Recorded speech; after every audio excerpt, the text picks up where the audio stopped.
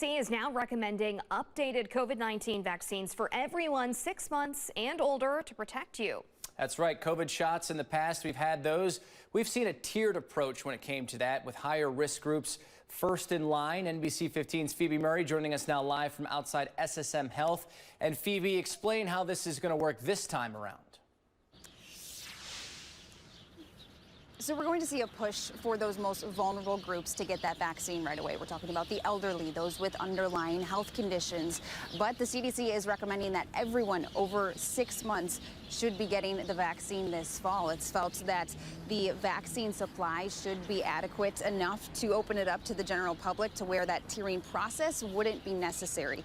These new boosters have been formulated to target a specific strain of COVID responsible for nearly 90% of the subvariants currently in circulation. Now, Dr. Amy Fronta, the Chief Medical Officer for SSM Health's Wisconsin region, says a new booster each fall is something we're not going to see going away anytime soon. COVID, I think, will just end up being like these other viruses that on an annual basis, we're going to do an updated vaccine to protect our communities against the dominant strains that come that year.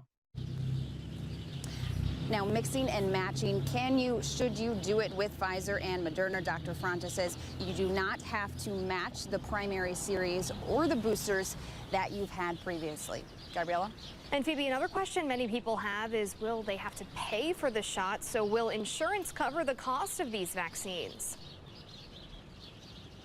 Yeah, that's a really big question right now. So for the first time, the federal government will not be footing the bill for these new shots, and that's because the federal health emergency surrounding the pandemic has ended. Both Pfizer and Moderna have listed their doses for more than $100.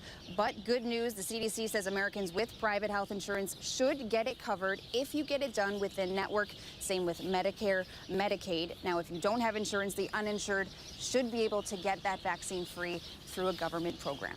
Reporting live in Madison, Phoebe Murray, NBC 15 News. All right, Phoebe, thank you.